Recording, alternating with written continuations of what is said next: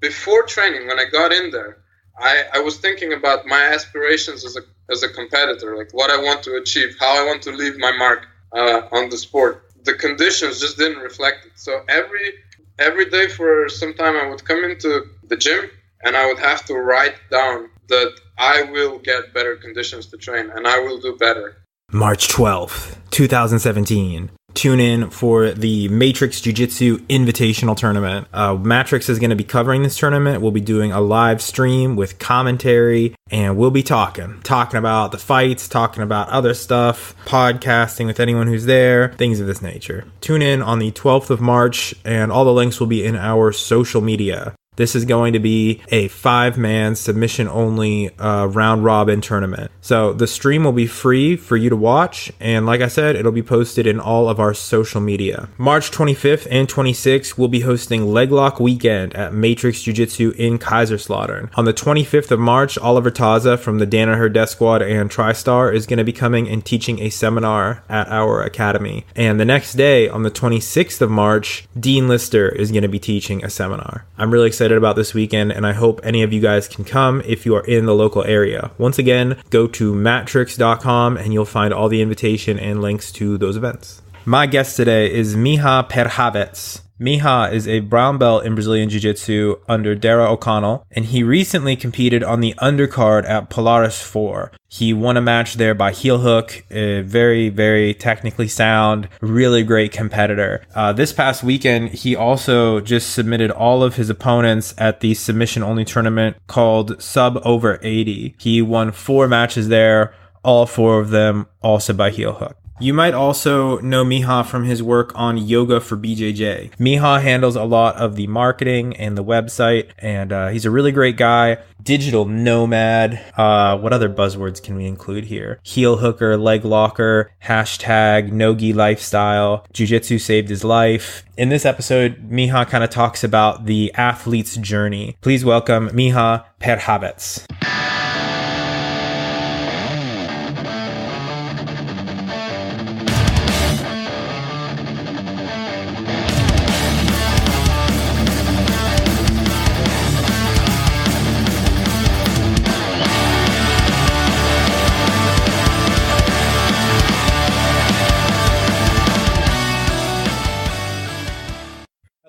Welcome to the Matrix BJJ podcast. I'm here with Miha Perhavec. How are you? Good. How are you? Very good. Yeah. I think I just fucked up your name. We were like practicing right before. Yeah, it was pretty good. Thank you. Miha Perhavec. Perhavec. See, I have a hard name. Like, I should be able to like master all hard names. Yeah, I know. I can relate to the struggle. So, how are you? I'm doing pretty well. Just the general end of the week tired from training, but that's always good. I overestimated myself this week. Mm-hmm. I had a wrestling private with our wrestling coach today, and I was so naive. I thought like it was going to be like a normal private lesson. You know, like normally when I do a private lesson, you do like some techniques and it's pretty easy, you know, and it's more like a learning thing, you know, like you're not like going very intense. Was it more of a sparring thing today? Well, it's just wrestling. Like I forget how hard wrestling is when I don't do it. Like it's very, very hard, you know. And I absolutely love it. The last week when I was visiting Sebastian in Oslo, we went to the no-gi training for their MMA team, which is pretty good. Like really, I think it's one of the best teams in Europe. And we did a bunch of wrestling just to start. And I don't do it as much as I would like to nowadays. And when we did it, I was like, fuck yes, I love this. Let's do more of this. It's like so anti people tying you up in lapels and just awesome in every kind of way. Yeah, I love every kind of way. So I love it. I'm going to start doing more for sure. And I suck at it. So it's like being a white belt all over again. Yeah, I think if you want to fight in any submission grappling competitions, you have to practice wrestling, because when you look at the ADCCs, for example, what normally decides the match, it's just wrestling. Unfortunately, like there's not enough incentive for people to go for the submission, but still, if you got to know wrestling to win, you have to just do it. There's no alternative there, I think. Yeah. My last few tournaments, I've gotten totally owned on wrestling. I went into it because like I have a judo background, and I thought like, oh yeah, I'm good, no gi, whatever. Like I know some judo, so I'm good, right? But no, totally different world once you take the gi off. How much judo did you do? I did a lot. I'm a very rusty brown belt, but I was never like there's some brown belts where like they went and they dominated tournaments and they competed all the time. Yeah. And I did like 2 tournaments and got destroyed at both of them. I just like, I don't know. I just like judo practice. You know what I mean? But tournaments I never did very well. But I did judo for like 4 years, I guess. So, but I haven't do you know that I did judo before? Yeah, I do. How much did you train? I trained for like 7-8 years. Yeah, so you're probably much better than me. Yeah, I started pretty young. But I think it's a pretty good sport like to put your kid into. Mm-hmm. I think I was like 9 or 10, and I stopped when I was about 18, and got my black belt when I was 17, I think, which is like the way it is in judo normally. Like if you're in the more competitive, advanced group and you get to an age where you're like 17 and you've been training for 7 years, then you can do the exam. But from what I gather, every country where you do judo varies a lot. What was the requirement where you trained for getting a black belt? Well, I was like kind of in a unique position because I did 2 different associations. I started the first school I trained judo at was through the USJF, the United States Judo Federation, and then the second school that I went to was USJA, the association instead of federation. Yeah. And they're 2 different. They don't agree with each other for whatever reason. And USJF was very formal. Like the first one I did was very formal. I've talked about it before on this podcast. Like you go to like when it's time to test for your belt, like some mysterious people in suits show up at your school and they're like, you've never met them before, but they're from the Federation. It's like... Oh, shit, the Federation. Man. Yeah, it's like some Star Wars, like, dark side type shit. Yeah. And they're like, you've never seen them before, and your judo sensei is like, okay, here are the people who are going to evaluate you for your belt.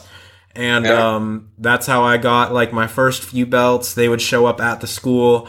And then when I tested for my blue belt, I had to go to, like, this huge, like, convention where there were like several hundred judoka, and they had like various black belts from all over the area who came and they did like the testing. And again, like I'd never met them before, like they didn't know my name. They were just testing me. And then you would get, you'd go to their station. They'd be like, yep, you passed. You know the Uchimata, the Haraigoshi or whatever.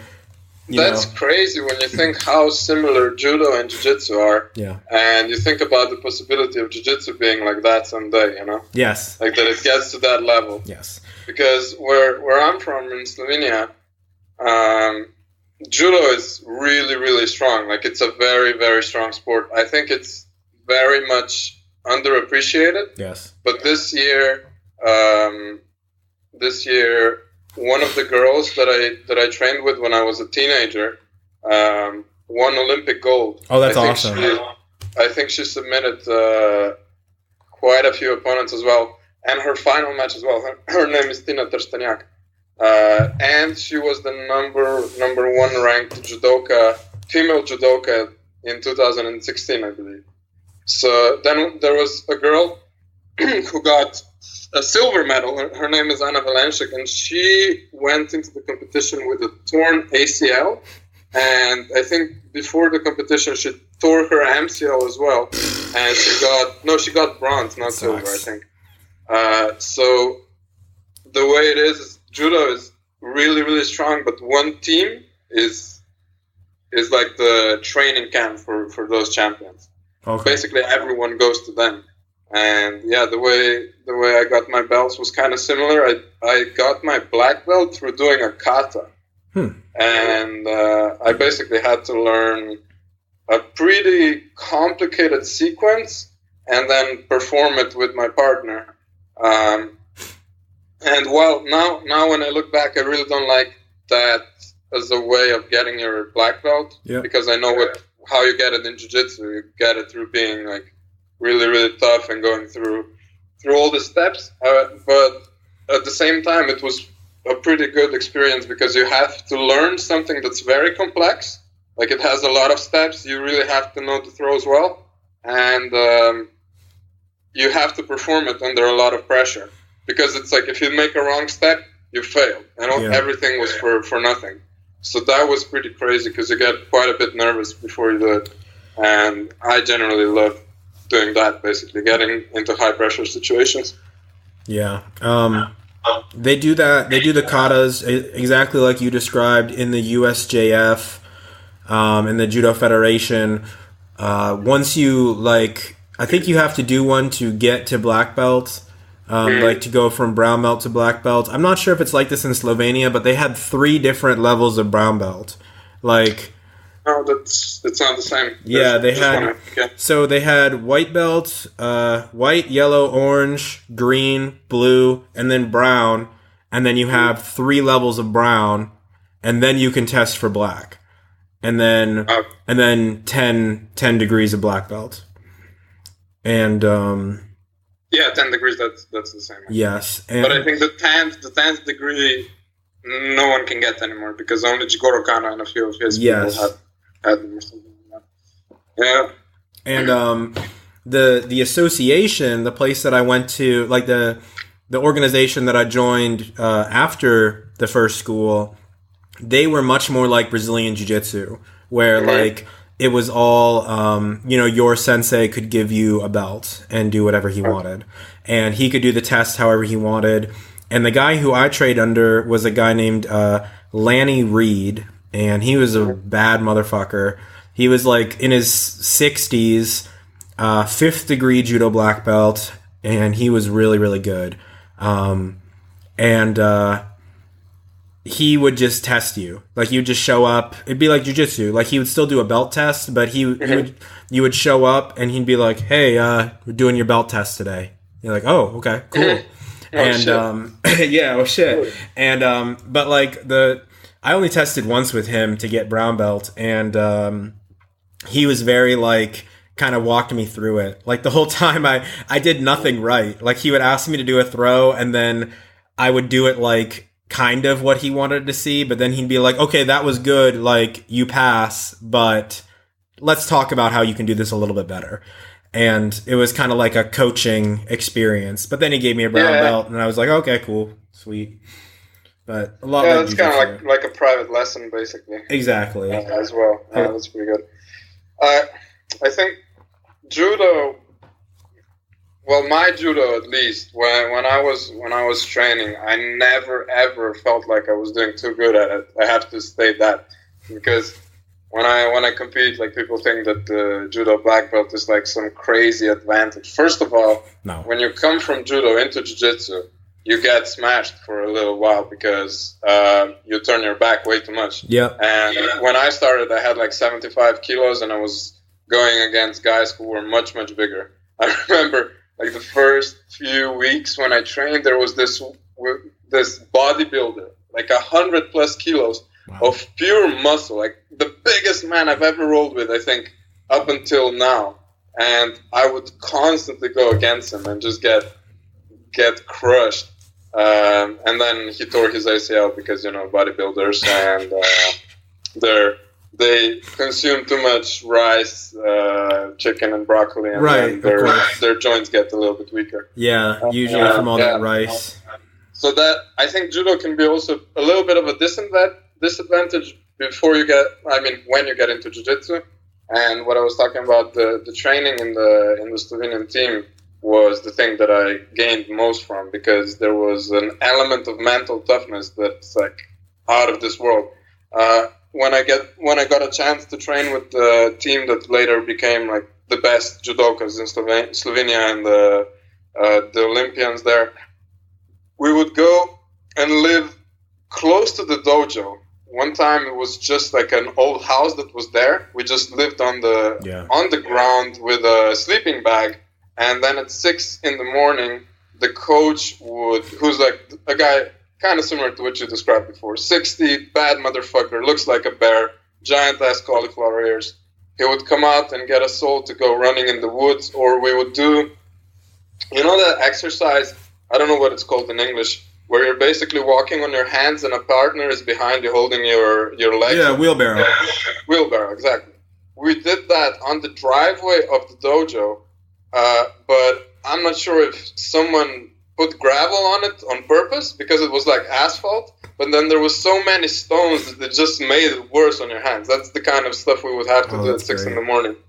And then we would go in and train and do like a million uchikomis and then spar as well. And I remember this coach, one of his girls was sparring with me, and I was doing better, like I was throwing her.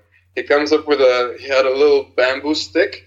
He comes up to her and just smacks her right over the eye, like over the head, over the eye. Wow. And like really, really hard.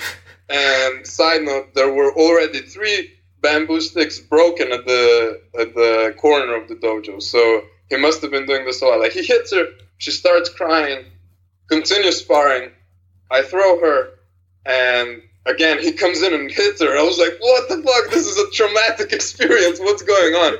She just keeps on sparring, and then I stopped throwing her because I was just like, I didn't want her to get hit anymore. It was really fucked up. But what happens basically is the training is so tough. It's so stupid from a sports science perspective. It's such overtraining and like destruction of your body, but it produces results. So it's like absolutely crazy because it's just the toughness of the training that gets them to a level that's insane. Yes. If you get me, like they get injured at 30 and then they're done because the injuries just accumulate so much. Yep. But that mental aspect is, I think, the thing that you can bring from judo into jiu-jitsu and really, really use it to your advantage. Yes.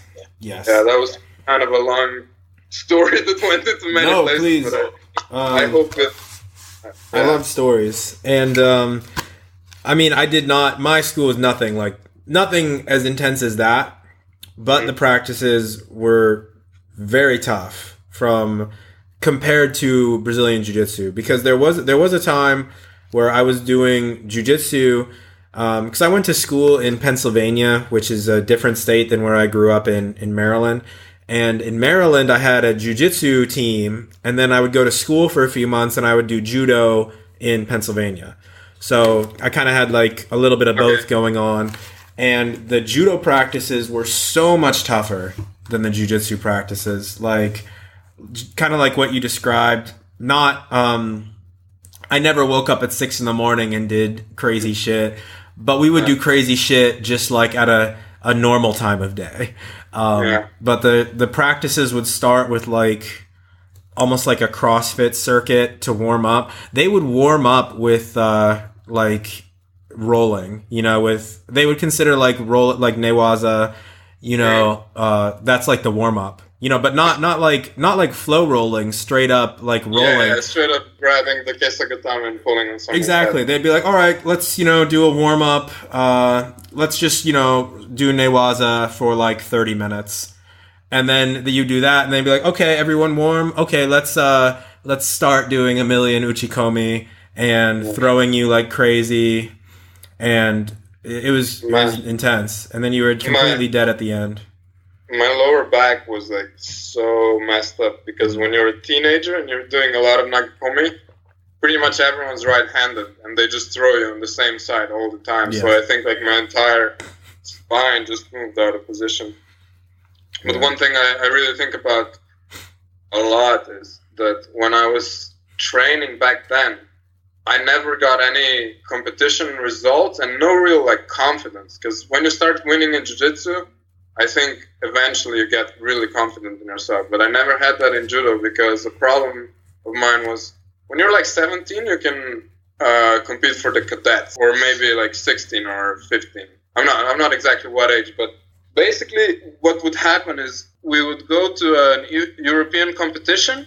I would be, I don't know, 73 division, really skinny kid with no muscles because my nutrition was in no, like it is now, or what an athlete's nutrition should be. It wasn't bad, but it just had no protein or whatever. Right. What I was saying is that these competitions for like 17-year-olds would be me when I was super skinny, and then a bunch of guys from Georgia, Azerbaijan, like Armenia, and those like Caucasian places, and then from Russia, for example, who didn't have birth certificates, I'm pretty sure, because they were all like hairy grown-up men, like straight up men. I was a boy and they were men, and the competitions really, really showed that. It was like when I was 18 and I realized what protein powder was that I got kind of strong, where I gained a lot of confidence for that as well, just being strong for your weight class. Right. But that was so crazy because it was a pretty strong rumor with some proof that those kinds of countries would just forge some documents and send older guys to compete in like cadet divisions just so that they could get medals and stuff. Like you said, it develops a certain type of mental toughness, though, to go through that type of training and that type of competition. Yeah, and it's the grind. Like when you're 15, 14, like that kind of age, and your summer consists of just 2 times a day hard training camps with running in the morning and stuff like that. I think for any kid that just does a lot of good. Like if you, I know when I'll have kids eventually, they'll do pretty much the same thing. Just go through hard stuff because I don't think there's enough of that nowadays. Even in other sports, like I don't think there's many sports that train as hard as judo or as people in judo or wrestling. Jiu-Jitsu people train pretty hard, but it's just kind of a different, relaxed attitude. Even if it's like really, really focused camps, it's still a little bit more relaxed. Yes, 100%. When I was in Poland, though, I was in Poland for 5 months. All the best stories start with when I was in Poland. When I was in Poland, I got so drunk. Anyway, but when I was in Poland, their training it reminded me of the judo training. Like I think the hardest training sessions of my life were in Poland, for sure. Yeah. Where were you in Poland? Szczecin. Szczecin. Were you training with Berserkers team? No, I was training with Coke team. So, okay, yeah. And there's a team from Szczecin. I don't know yours, but like the Berserkers, they're like one of the biggest teams. Yep. Just so many. Berserker team, and then there's Lynx Gold team, and then there's Coke team. And it's so crazy. Like it's just a shitty Polish town, and it has crazy strong jiu-jitsu. It's the mecca of jiu-jitsu in Poland because of those 3. They're all really good. Berserker team, I mean, forgive me, Polish people from Berserker team, if you are happening to listen, if I'm wrong. Berserker team, I think, is mostly like no-gi and MMA. Again, I think it's a little bit more like that, yeah. Yeah, again, I didn't train there, so I could be totally wrong. But Coke team is more in the gi. It was 4 days a week in the gi, and then 1 day a week no gi. But sometimes at no gi, they would be like, "You guys just want to train in the gi, might as well." Yeah. And you're like, "Okay, sure." So sometimes it'd be just 5 days a week in the gi. It was really, really tough.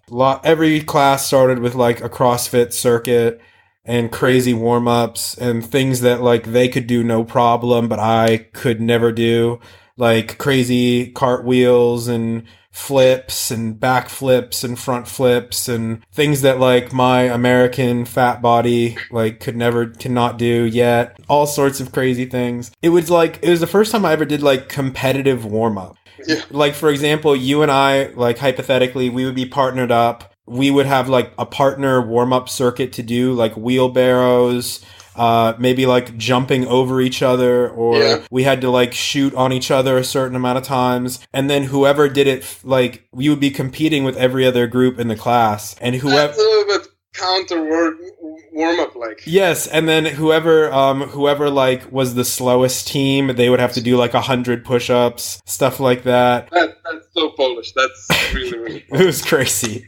Man, I was in Szczecin one time. I don't know if you know, but I used to live in Warsaw. No, I didn't know. Yeah, I can go. I'll go from the beginning about like how I started training and stuff like that, and where I've trained. Please. But I remember going from Warsaw to Szczecin and competing there in the ADCC National Championships. Oh, okay. I did. Cool. Yeah, back then I was a blue belt, and I did the intermediate division. And this competition had, I think, well over 1,000 people signed up, and they had 4 mats. Most of the matches were wrestling for like 5 out of the 6 minutes, and then in the last minute, one person would shoot in and something would happen. I'm over exaggerating how much stalling there was. There were some good submissions and some action, but the competition went on for so long that one of my teammates fought on 2 different days because his fight came up at 23:58 and ended like 5 past midnight. That's how crazy it was. That's crazy. Yeah, but it was one of my favorite memories from competitions because I had like 5 matches. I weighed in for the 88 division. I weighed in at 83 kilograms. You probably know better what that is in pounds. I'm not that good at calculating it. It's like 180 pounds, maybe. Yeah, so I was like 10 pounds or 5 kilos underweight, and I still managed to win like 5 matches. And I got a flying armor in 6 seconds, which has only happened on one other time. Yeah, I have it on my YouTube. If anyone wants to Google it, it's on YouTube. So, but like the toughness of Polish people is always on display at any competition because no one goes as hard, especially in Nogi, as the Polish. And like by default, there's no other mode. It's just like from start to finish. Yes, that's and how. I really respect that. Yes, that's how their training was. Like every single roll, there's no such thing as like a flow roll. Maybe a flow roll if you're injured, maybe. But like, how is there gonna be a fucking flow roll? Those people first they were like occupied by the Germans in like during the World War, and then the Russians came in, so they were a part of the Soviet Union. Yeah. I'm pretty sure they were, yeah, and they freaking hated that, and they had an uprising in Warsaw that they weren't allowed to talk about until they got out of the Soviet Union. So it's those kinds of historical conditions, I think, that just make people so much more tougher than some other nations. Yes, for sure. Yeah. I completely agree. And they are some bad motherfuckers. I'm actually booking tickets, I think, today to go back to Warsaw to meet my training partners there and just to train a little bit. That's awesome. It's so nice because it's a pretty cheap city compared to even Dublin. Yeah. So how did you end up in all these places? Like, can you describe the legacy of Miha training around the world? Yeah, so I started training in Slovenia, and the way I decided to start training was that I was just tired of judo. First of all, they were changing the rules. Yes. And I didn't know this at the time, but I know this now, that how I got to the point where I decided to quit, because like I'm not a person who quits, and stopping training judo was pretty hard for me because I just don't want to like give up at anything, you know? Yeah, me too. So I said, I'll try MMA because I was watching the UFC at that point. Everyone has a cool story, like how did you start watching the UFC? And they're like, oh, who is Gracie? I saw it. Mine is like the most embarrassing. I was a kid and I watched Brock Lesnar. And I watched a little bit of wrestling. I knew who Brock Lesnar was. And then I saw UFC 84 when he had his first fight. And I watched that, and then I've watched every single UFC pay-per-view since. And I think, like, literally every single, I'm not even kidding. And a lot of the other shows as well, when I just realized that this is the shit and I want to do this. And then I started to research jiu-jitsu a little bit, but I was dead set on doing MMA. I got to a team, we did some drills, some sparring. I went with this really I don't know, like average-looking boxer. We tried to spar, and I had only MMA gloves, which had a little weird gel in them. Yeah. So I didn't know this because I've never punched anyone before, really. I mean, I punched people before, but not too much. I didn't know that with such gloves you can still actually hurt someone pretty bad. So I clumsily hit the guy, and he turned out to be a pretty experienced boxer. So he hit me so hard that I just started to see green. Like everything turned a little bit green. I got a straight up concussion. I went home.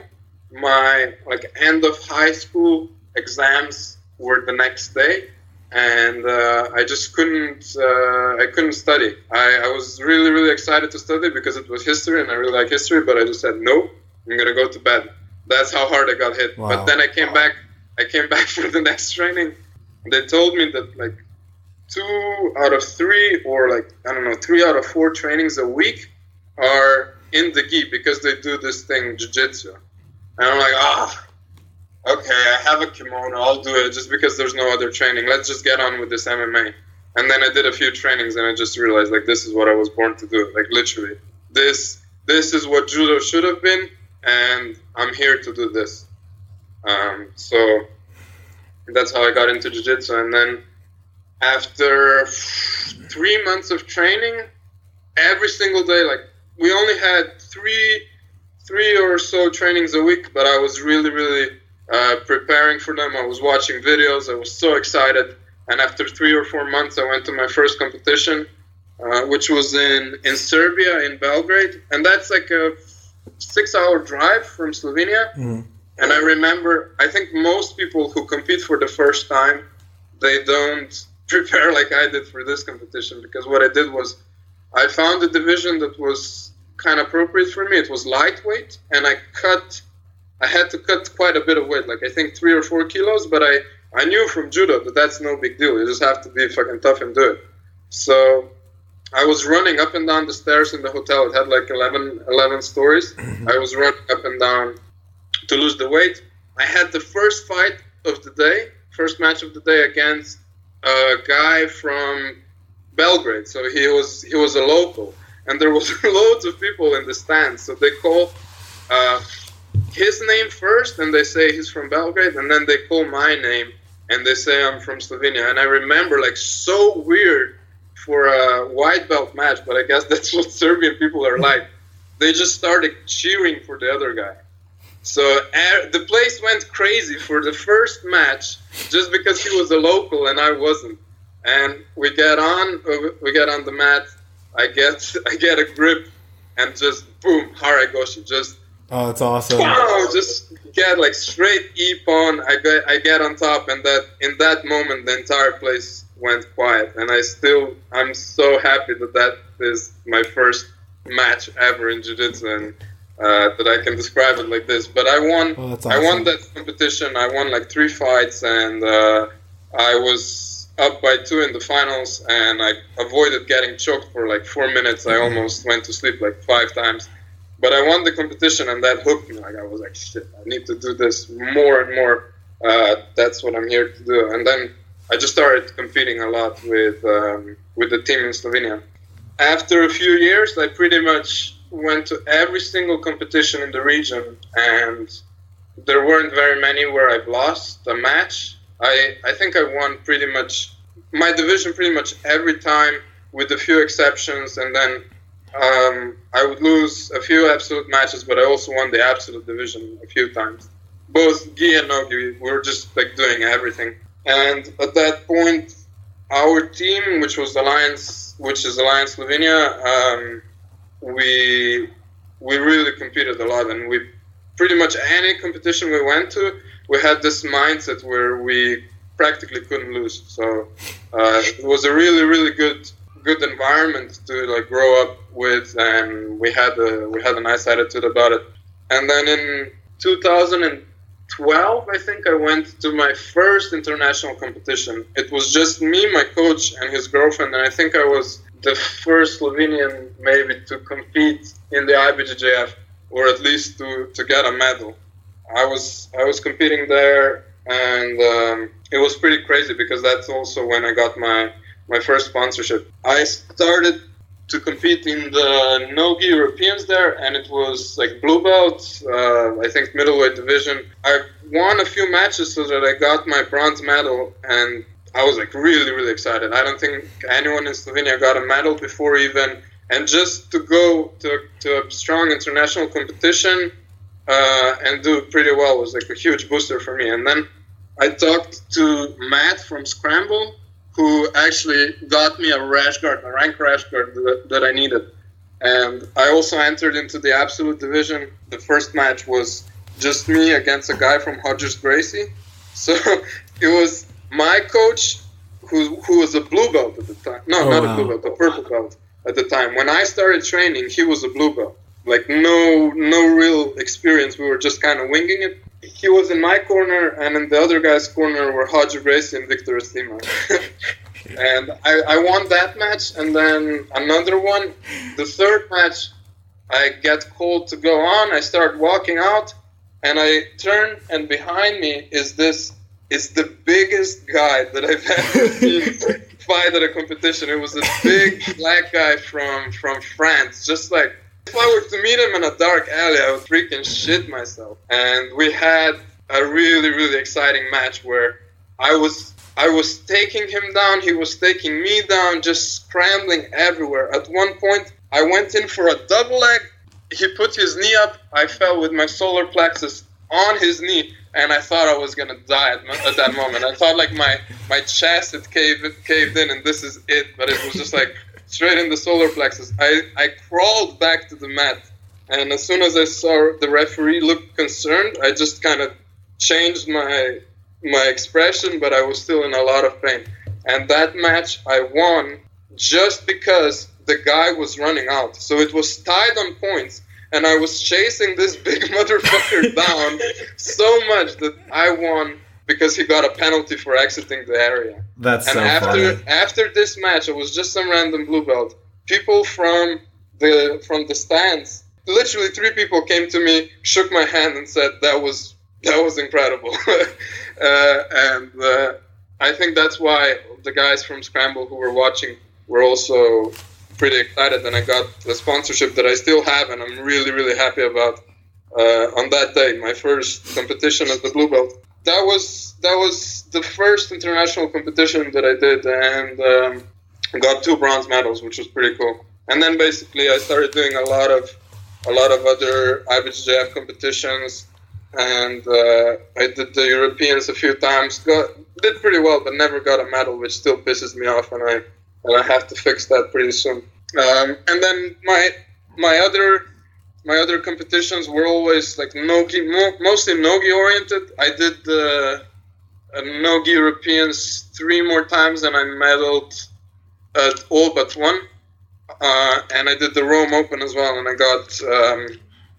got double gold one time, and just the absolute gold on another occasion, and it was like pretty crazy, another like crazy tournament story. I know that I'm spreading the story really, really far. Am I talking too much? You can tell me, because when I start to talk about jiu-jitsu, I can't really stop. Me too, man. That's why I have this podcast. Yeah, I'm talking too much almost.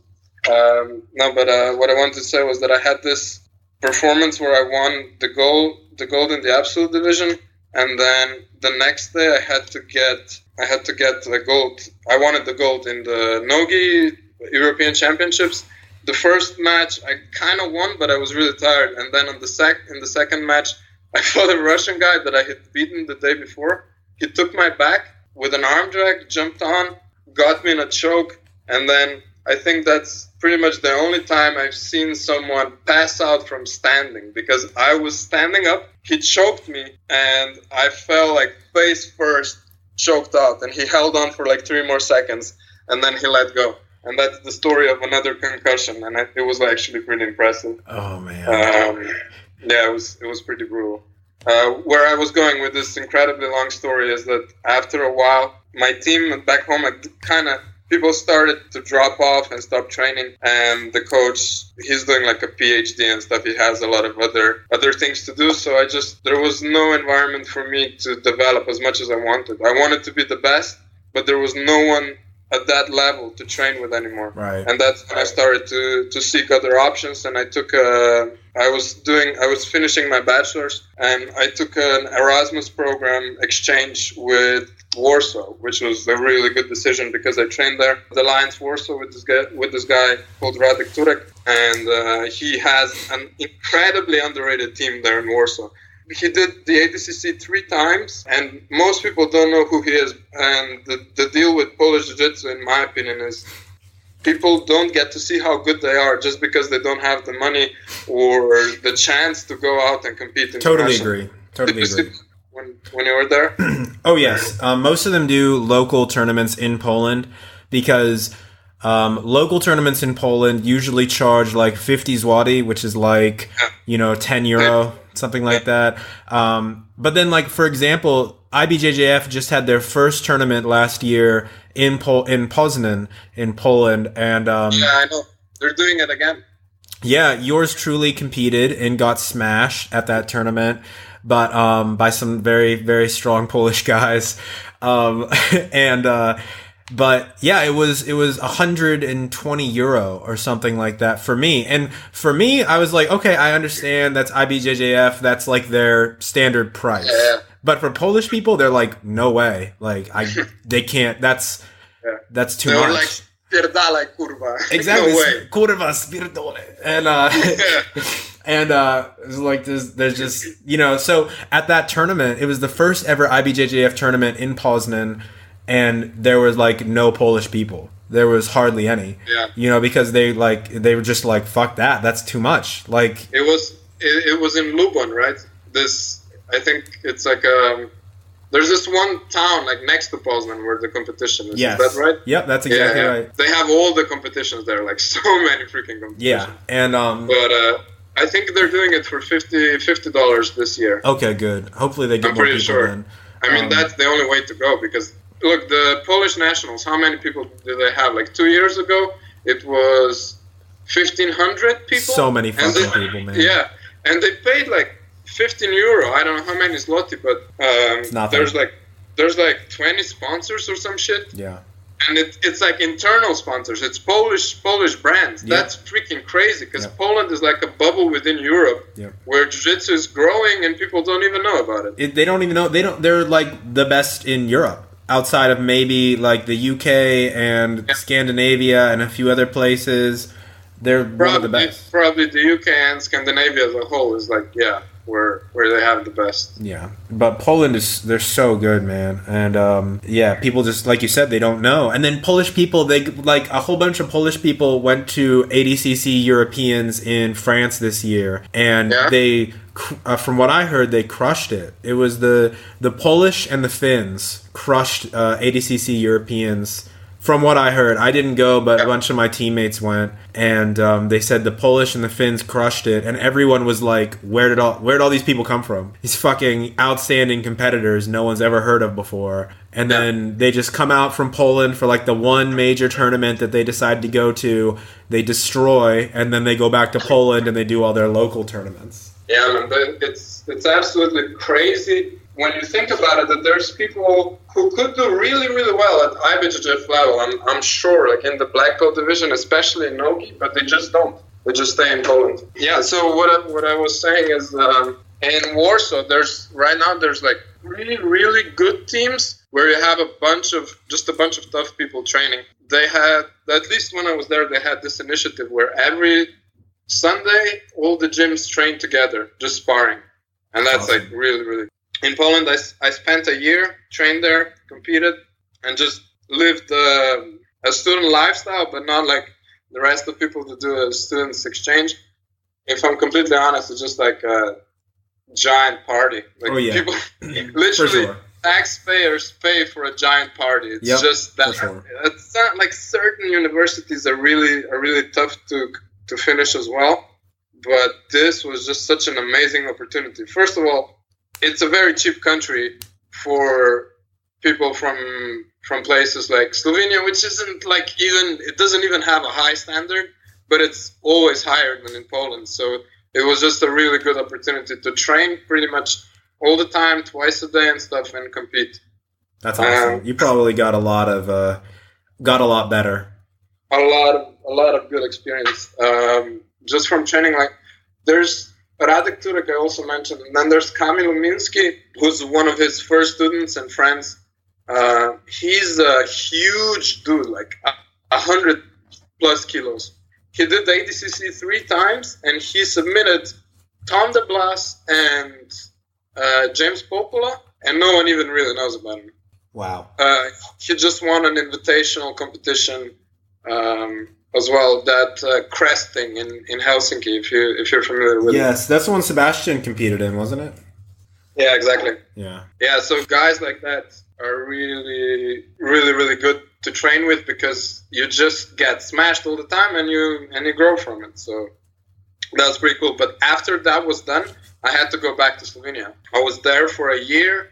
I'm not really proud of that time, because I didn't do too much. I just trained, but not in the best conditions, because there was just like, I came to training and there was me, I had a purple belt and 2 blue belts, who one of them maybe competes sometimes, but the other one doesn't, and then a bunch of white belts that I had to also teach a little bit, because the coach wasn't there, or he was on his phone. Yeah, so that was like I had to do something that's kind of like weird, but before training, when I got in there, I was thinking about my aspirations as a competitor, like what I want to achieve, how I want to leave my mark on the sport. The conditions just didn't reflect it. So every day for some time, I would come into the gym and I would have to write down that I will get better conditions to train and I will do better. Because after training, when I rolled with the people that I could roll with,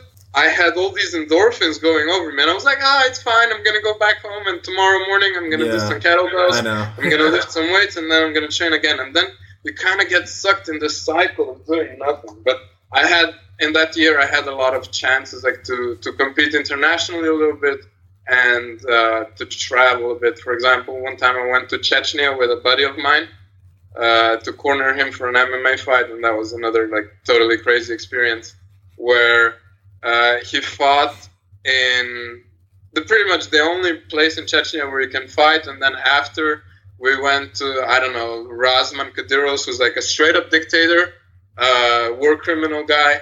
He invited every fighter there to a wedding for like his, relative or something. And Frank Mir, Fabricio Verdun, and Badr Hari were all there partying with this dictator. I have a video of Frank Mir doing a Russian dance with the Chechen dictator clapping him on. That's so funny. Yeah, like it's just crazy, some crazy experiences like that. And then the plan after doing the gap year was to go to Dublin here, where I am now, and do my master thesis. Just because, I don't know. Now when I think about it back, it doesn't really mean too much to me. It's just like something to fall back on, or just something to do intellectually, because I believe in that a lot. Like you have to. I don't want to just train and be a stupid person who only does jiu-jitsu. I'm not saying that people who only do jiu-jitsu are stupid, but I really need to focus on reading and learning stuff outside of jiu-jitsu. I think it helps my jiu-jitsu, because if I get too much into it, I just get like too obsessed with it, and I think it actually starts to suffer. My jiu-jitsu starts to suffer in terms of performance, so I have to distract myself with that kind of stuff a little bit. And that was the plan, but I needed some money to do it, because life here is pretty expensive, and training is also not free. Kind of expensive to get to, just from where I was living. So I wanted to get a job. That was the plan when I was back in Slovenia, to work, to earn some money. But of course I didn't do any of it, because I was just training, like I said. So I had 3 months to go, and Sebastian Brosh of Yoga for BJJ, whom I met at a few tournaments, and I was writing a few blog posts for him, or some like newsletters here and there. He just told me like, hey man, you should just come to Oslo and work. The wages here are pretty high, so just come here. I can help you find a job, and you can train at Frontline. And I was like, so you're telling me that I can earn as much money in 3 months as I would have in the entire year here? and I get to train at one of the best gyms in Europe. And I was like, ka-ching, sign me up. Just bought a plane ticket, managed to convince my girlfriend, who's a real champ. I have to give a shout out to her, Oz Bay. She also came a few weeks after me. And the way it went was like I slept at the place of Sebastian's friend, and I was trying to get a job. But the thing is, how does a Slovenian guy who doesn't have too much experience get a job in Oslo? Well, we figured out that I can kind of cook, right? I like to eat healthy, so I could kind of cook food. And Sebastian said, "Do you think you could be a chef?" And I was like, "Yeah, maybe." So he got me a job at a cafe, and I went there. This guy explained to me, it was like a small place, and this guy explained to me what I would have to do, and it's just basically cooking. Like there's a whole menu of like sandwiches, burgers, steaks, like pretty extensive. He taught me for like 3 days, and then he went on vacation. So basically, I was cooking for an entire cafe, which was absolutely freaking crazy. And at the same time, I was training at least once a day, if I could, in Frontline. And Frontline is a gym in Oslo. It's run by Eduardo Tetarios, who's he trained with, he's from Carlson Gracie team, I think, trained with Brazilian top team. I'm really sorry if I'm mistaken here. But basically a guy who was training with Minotauro, Murilo Bustamante, then he was training like with Polaris, all these guys that are like legends in the sport. And he has a really, really good team there in Oslo with, I don't know, at least, I think there's almost 10 black belts, maybe a few less, and a ton of brown belts and some really good purple belts as well. Just a lot of people. So incredible place to train. I was just trying to get as much out of it as I could. During that summer, I had days when I didn't work at all, so I would get up sometimes I would get up at 6, not at 6. Practice started at 6, so I would get up at like 5 to go to the 6 a.m. practice. I would then go back home, get a quick nap, and go back for 12 o'clock when Teta was rolling with another black belt of his, Nick Nicolaisen, and I would just roll with them, which is like crazy good for a purple belt in terms of like improving, because I just got smashed basically. I really got to see what jiu-jitsu at a high level is like. Not that I didn't see it before, but I got that chance to do it, and then I would go to the evening practice as well and just get smashed there, trying to get as much training in me as I could. And what happened then was I didn't have any more work for a little while, right? I didn't have work, so Sebastian said that I actually asked Sebastian what to do, and he wasn't able to help me too much. So I printed some CVs. I wrote like that I did a few more cooking jobs and some shit like that. I took it to a restaurant that's like above Oslo, and it's a pretty nice restaurant with loads of people there. And I go up to the head chef, who's one of the best chefs in Norway. I give him my CV, and I tell him to call me if he needs me. And he actually does call me. So somehow I managed to convince them that I actually know how to cook, which is like still legit like, this was a completely different environment. This was like an actual kitchen. Like people were saying, "Yes, chef, do this, chef." Right. Doing like mise en place and shit like that. A lot of stuff that I just had to learn on the go. I get there for my first day. The main chef gives me that chef's jacket that has, those buttons in a row. Yes. And the jacket came without the buttons inserted. So he gives me the jacket and he says, "Okay, I'll see you outside in 3 minutes." And I have no freaking idea how this even works because I'm not a chef. Right. So I have to Google really fast how to put the buttons in, and I get dressed and I go out. So that's my second job that I would do for like 2 weeks. I would work for 10 hours or 12 hours in a day, but I got paid like 20 euros per hour, which like added up to quite a lot. And at that same time, my girlfriend went back home and I was left without a place. So I slept in the gym for like 3 weeks almost. Wow.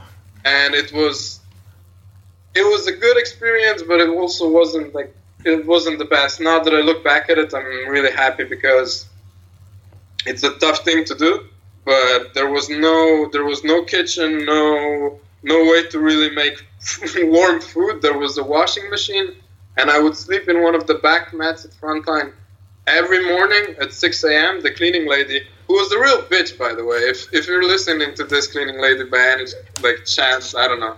It's an infinite universe. Everything's possible. She was a real bitch because what she would do is she would turn on all the lights, even the ones in the room where I was sleeping, which she didn't have to do for at least a half an hour. And then she would come and she would hover right next to my face. So it was not very pleasant. I felt like I was a rat living in a subway or something for a little while. But it definitely made me tougher, as if it was necessary. And then after that, I went back home and moved to Dublin with my girlfriend. And that was a year ago. Now we're still here training at East Coast Academy. I'm also teaching a lot of classes, especially for beginners. And I really like the environment here. Like, I've really made some friends pretty quickly, and both me and my girlfriend are training here now. And I've had a little bit of an injury issue. I had to have surgery on my knee last summer to repair my meniscus, but I got over that pretty quickly. And now I'm just looking to tear through competition season with Brown Belt, starting in like 2 weeks. Yeah. 1 second. And what was also pretty funny here, the way we got to Dublin, right? If you're looking for some more of me talking about how to get tougher, it was pretty interesting. We got in. There was a huge housing crisis. No apartments to go around. So we would get a place in the city center where I literally saw 5 drug deals go down within 200 meters of my apartment. And it was a studio that was so small that it was no bigger than a normal sized room, and it was like in 2 floors. So the tiniest possible room with the kitchen and a separate toilet, and then upstairs over some really steep stairs there was a bed, and we lived in there for a year, and that got us a lot tougher until we could start earning some serious money and move into a better place. So that's basically what my life looked like for an entire year. Train 2 times a day, drive an hour and a half each way to the gym in like all kinds of weather, and then go back home and just recover and then do it all over again while writing my master thesis and studying. So every time I hear a person say that they can't do jiu-jitsu and study, they can't do jiu-jitsu and that, you're just fucking full of shit. You're making excuses for yourself, and you should grow up. Yeah, dude, I totally know what you mean. Like, when people tell me that they can't do jiu-jitsu because of work or school or something, I'm like, dude, I mean, I don't want to brag. I always feel bad when I brag or say anything that remotely sounds to me like bragging. But like, yeah. I train 5 days a week, maybe 4 if I'm like sick, like I was this week. And, you know, I work like 40, 50 hours a week, and I run this podcast.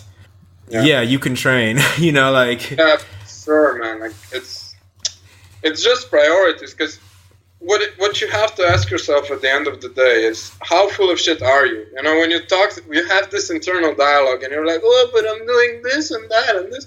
Like, if you don't have an inner voice that keeps telling you, like, are you full of shit right now? Like, could you really not be doing more? I think that's what propels you forward, because I always find that I feel like shit if I'm not working. Like, after I realize that after a little bit that if I'm procrastinating just a tiny bit, it pisses me off so much. Like, yes, because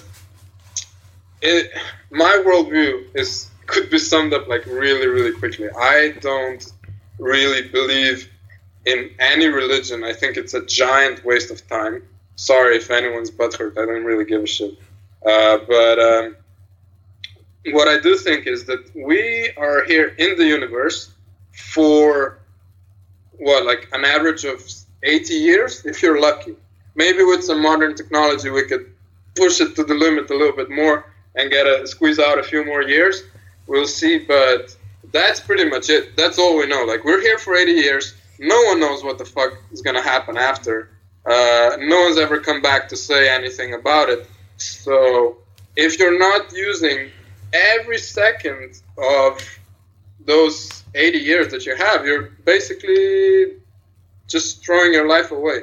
I think you can look at it at a really small level and ask yourself at every moment, are you doing something that's productive? Are you doing something that's healthy? Or are you doing something that's going to benefit you in any way? So if you can relax, if you're relaxing and watching, 20 minutes of something, and you really know that that's going to help you in the long run, like that you're going to relax a little bit so you can work more, that's fine. But like, you have to really know where the limit is so that you're not wasting your time. And it's the same with like trying to find excuses to not do jiu-jitsu. It's super easy. Like, you can really find it. Oh, I think I'm overtraining. Well, are you really? Are you measuring every single metric that you can regarding your food, your water intake, and do you measure your heart rate when you wake up? It's so fucking simple. Yeah. When you wake up, heart rate monitor, you check your heart rate, and if it increased way over the average and you feel like absolute shit, then you're overtraining. If that's not the case, then you're probably not overtraining, and you should think. And you should not, and you should train, because you can't trust your feelings. You can't trust how you feel. You have to trust numbers at the end of the day. Yep. There's a really good podcast that I listen to called Barbell Shrugged. I just had one of the hosts of Barbell Shrugged on this podcast recently, Mike Bledsoe. And his podcast is outstanding, by the way, for anyone listening to this, Barbell Shrugged. But anyway, on their show, they talk a lot about recovery and overtraining, and kind of like, it's kind of like a myth, the whole overtraining thing. This is kind of going off on a tangent, but like, you're not overtraining, you're under-recovering is what they say a lot. Like, you're only, like you said, overtraining is like, it's very, very hard to do. And it's like, if you really are like overtrained, you need, like, your pee will turn like almost black. You will start to have like severe muscle cramps throughout your body.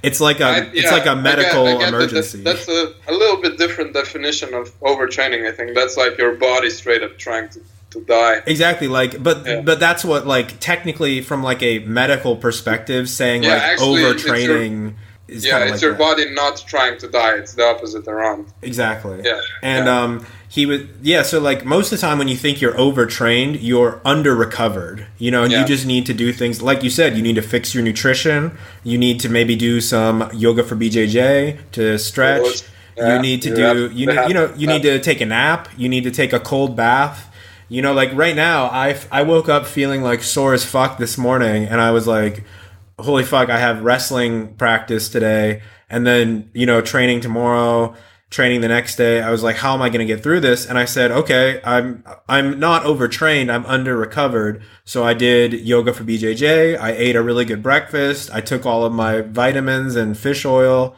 and I was like, okay, I'm good. And now I still feel really sore, but like when we get done, I'm going to take a cold bath, I'll eat some good food, Man, have some salt baths or the shit. I took one last night. They're incredible. Yeah. Incredible. Yeah, they're really, really good. So, I mean, that's the thing. So if you want to be... It's not like I'm a guy who won double gold at everything, so I can really talk about what it takes to be the best athlete. But like, from my perspective, the information's out there. We have the internet. We have relatively cheap books, and all you have to do is get out there and find the information that you need. It's not that hard. Yes. My addiction is buying books. Like, I can't help myself buy too many books, more than I can actually read, but most of them are about nutrition and performance, because I genuinely find it interesting. That's the good thing about it. But if you're trying to be the best, you should know this stuff. Like right now I'm reading a book about sleep from a sleep coach. I don't remember his name, Nick L something, and it's pretty crazy because sleeping well is pretty simple from what he says. You have to think about it in terms of cycles, so that you're not getting X hours of sleep, but X quality cycles which last 90 minutes, and they have to include you being in REM sleep. There's a really good analogy in that book. If I don't know if this might help anyone, I would really recommend reading it on your own. But a good thing would be to imagine sleep like going downstairs. So the first few steps are where you're just drowsy before you start sleeping, and you're kind of like having a lot of thoughts go through your head just before you fall asleep. And if there's a construction noise outside or someone honks a horn, you wake back up and you're at the top of the stairs again. And then you have a few stages of sleep. I'm so sorry, by the way, if anyone actually knows a lot about this and is listening to me and screaming like, no, it's not like that. I'm just paraphrasing, please. So then you have a few other stages of sleep before you get all the way down to the stairs without anything waking you up, and you're in REM sleep. And that REM sleep is where you supposedly get the most benefits for recovery and for everything. And then after a certain time there, you wake up and the cycle repeats itself. So sometimes if I know that I'm not going to be able to get enough sleep, I make sure that I do a cycle an hour and a half in the afternoon. Yes. So maybe between like 3 and 4:30 or something like that is a good window for me. That's like that. That's just sleep, and then you have so many other parts of recovering that you can use. People don't sleep. It's crazy. Like people a lot of times they just don't sleep. People don't understand how important it is. Like even a 20-minute nap is very beneficial for your mind. It's not necessarily going to like regenerate your body as much as the hour and a half cycle like you described, but 20 minutes will make your mind feel like exactly. Even if you're just laying there for 20 minutes, you still improve. Yeah. And sure. Do you have that book, Tools of Titans? No, but I think I ordered it.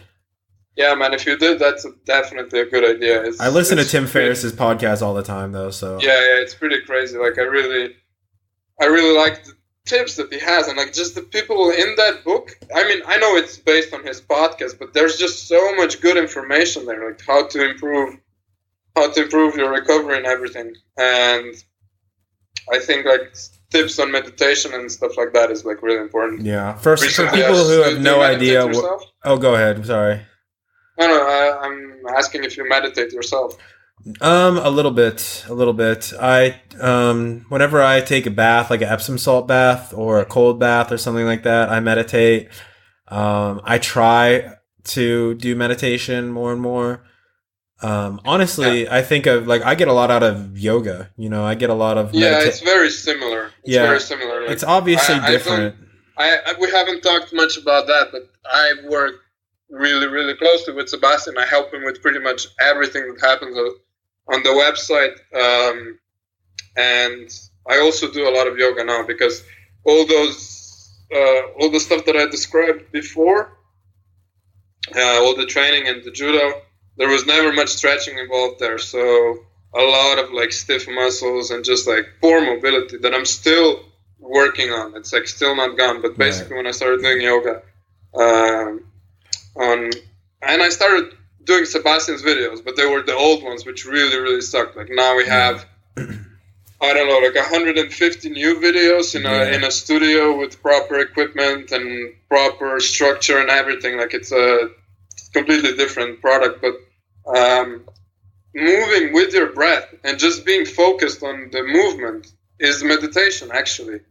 So you're still listening to someone, you're not sitting, but it is meditation because you just take your focus off of pretty much everything and just focus on movement and the breath. And I think that's really, really cool. And not enough people in Jiu-Jitsu know about how beneficial that is for you.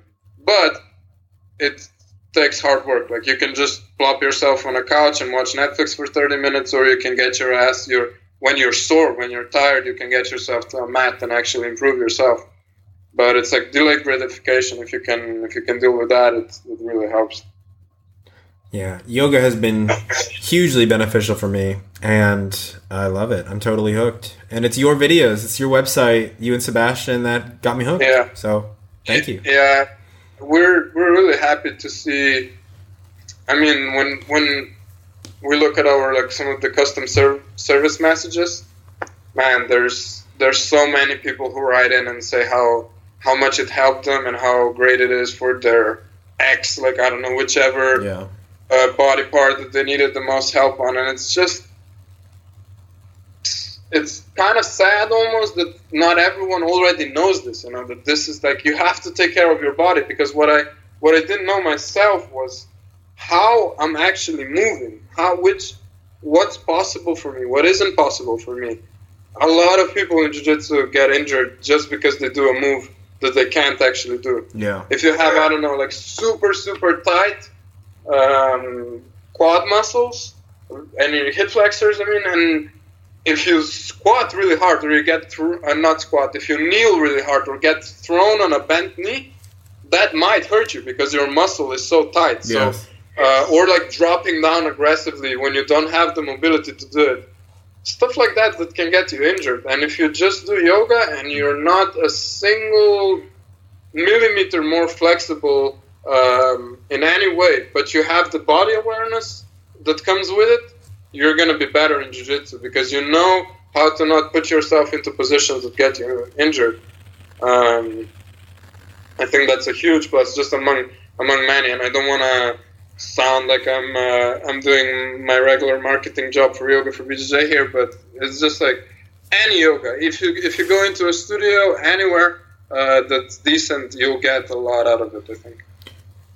Miha, this has been a fantastic podcast, and before we have to wrap this up pretty soon here, but before we do, I did ask some of our listeners if they had questions. I told them you were coming on the show, and I do have a question. This is from Sebastian Brosch, and he asked, why are heel hooks so effective in no gi? Would they be as effective in the gi? So do you have another hour? Right, so I'll try to make this super short. I really like heel hooks, and in the next competition that I have, I'm going to heel hook pretty much everyone there, without sounding too cocky. I believe it. I believe in you. Yeah. But the thing that makes them so effective is that they are effective. Like, it's super simple. You just have to be allowed to do them. Because if you remember when I said that I stopped training judo because the rules were changing, what I was actually looking for was the ability to do all submissions. If you and me go into a dark room and we're promised, like, I don't know, we promise on I don't know what, that we're not going to strike and do dirty shit, like, I want to see who comes out of that room, It would who's gonna be better. It would probably be me because I have a ninjutsu background and we trained in the dark actually a few times, so I'm prepared for these dark room confrontations. Yeah, that's what's it called? An ace up your sleeve that I might not be ready for.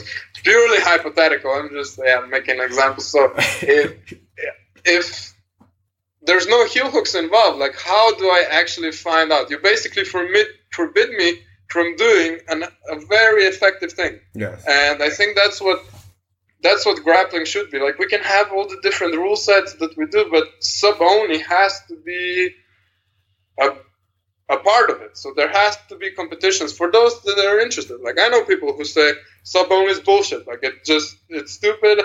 I want to see points. Cool. Like, go see points. There's nothing wrong with that. I appreciate the competitive aspect of point competitions, but heel hooks are effective as soon as you let people do them, and there's a culture in jiu-jitsu now of really looking into it and coming up with new stuff. It's just evolution. If you can let the butt scooters in gi jiu-jitsu work on their lapels and berimbos and all that bullshit, then you can let heel hookers heel hook. Do you think that heel hook should be allowed in the gi? Yeah, sorry, I was about to answer that as well.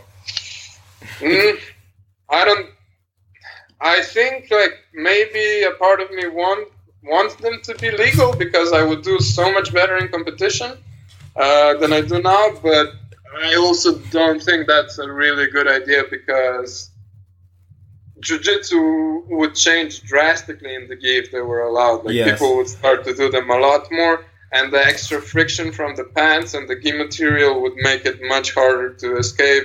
And then which level do you allow them on, and so on. But what I would tell you is it would get a lot of top black belts in jiu-jitsu a lot more honest about jiu-jitsu. That's the thing. I think a lot of people who are doing well now could be beaten by people who are far worse technically in this version of IBJJF jiu-jitsu that's going on now, just because they know heel hooks. It's just the way it is. You see it all the time when you put like a straight gi grappler who never does leg locks into a match with someone who knows, like a Gary Tonin, for example. Like yes. He's a good example of that. How he can have advantage over bigger, better opponents just because he's better at leg locks. And because he's like sick in jiu-jitsu in general, of course. Yes, he's a monster. I couldn't agree more with you in terms of the heel hook. I think Grappling Industries is about to legalize heel hooks in the gi. So for all their tournaments, I don't think their tournaments have made it over here to Europe yet. They're mostly Australia, Canada, and the United States. But I'm excited to see how that looks and see what happens. Yeah, it's going to be madness. Yeah, I think it's going to be good, honestly, because to me, like, it doesn't make sense. I don't know. Did you see that photo of Helio Gracie doing a heel hook in the gi? Yes, I saw a video of him doing it. Yeah, it was a really shitty heel hook. No offense, yes. Helio, but it was like before his time, I guess. But it was interesting, and it's just like you have to know that for that, like, I don't know, it's not really spite. I'm looking for the right word here, but really old school BJJ guys like from Brazil, they're not really into heel hooks, just because at some point some people started to do them, like the Luta Libre guys, if I have my BJJ history correct, and they were like, what are you doing? This is cheating. So at some point they decided that this is not going to be a part of the sport just because they're not good at it or they don't want to really do it. Yeah. And that's fine, but that decision was made at one point, and if it wasn't, the sport would develop, I think, in a totally different way, which I'm pretty sure could be worse than the one that we have now. I mean, everything's possible. It could be better, or at some point, like, just too many people would be getting their knees torn up, and it wouldn't go anywhere. Because the great thing about jiu-jitsu is that it's so appropriate for everyone, pretty much. Like, now that I train beginners, I have people come in from all walks of life, like people who are in shape or not, men, women, big, small, tall, whatever. Like, everyone can do the training and still learn a lot. So that safety is, I think, in some cases worth the more effective but brutal techniques that we can do in the gi.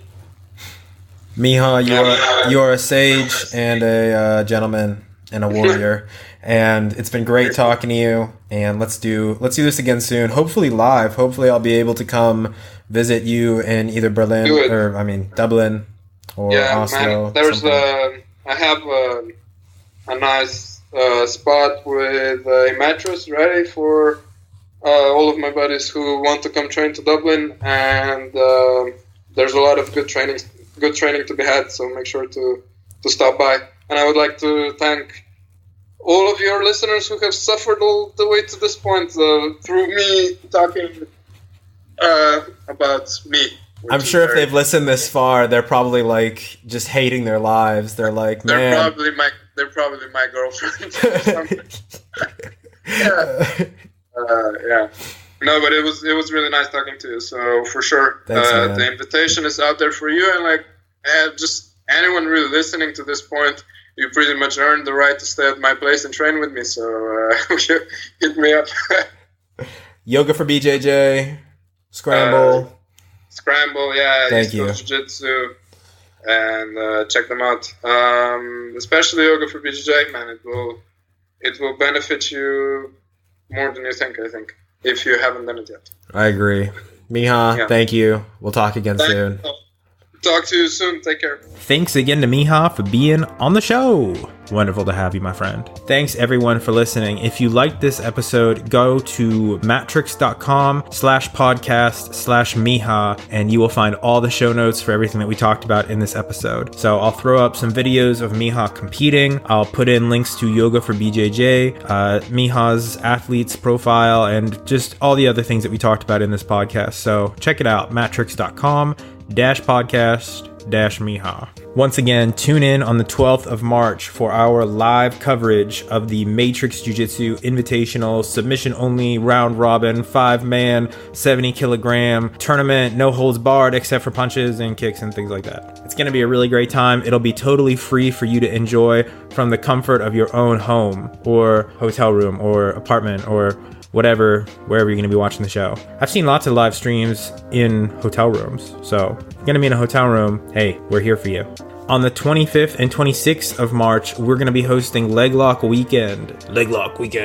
Matrix Jiu-Jitsu in Kaiserslautern, Germany. On the 25th of March, Oliver Taza from the Danaher Death Squad and TriStar Gym is going to be joining us to teach a seminar. On the very next day, the 26th of March, Dean Lister will be returning to the academy to teach leg locks and other things that will teach you how to win tournaments. I hope to see some of you guys there, especially if you live anywhere in the local area. This is a really great opportunity. Go to matrix.com for links to all of the information. Thanks everyone for listening to the show. It means a lot. It means a lot to me. It means a lot to Andreas. It means a lot to Miha if you listen to this. Tune in next week for another episode with my friend Charlie Vinch. Charlie has previously been on this episode to talk about owning an academy and kind of his journal as a journal. Man, I just can't talk today. Charlie came out to tell us about his journal one time. Make sure you listen to that. Now, his martial arts journey, that was a really great episode. Go ahead, check that out. It's on our website, matrix.com/podcast. So he'll be joining us again next week, and we're going to talk about mindset, setting a positive mind, the power of your mind and your thoughts, a ton of other topics. So make sure you tune back in for new episodes every Monday. If you enjoy this podcast, please go to iTunes or Stitcher and give us a rating and a review. That's a really easy way for you to support the show. If you like the theme music for the Matrix podcast, the band is my friends at Waves Overhead. They are a band out of Maryland, which is my home state, and they produce some really cool music. If you want to hear more, go to wavesoverhead.bandcamp.com. Their song To Make Amends is the theme song of our podcast. You heard a little bit at the beginning, and I'm going to play some more right now.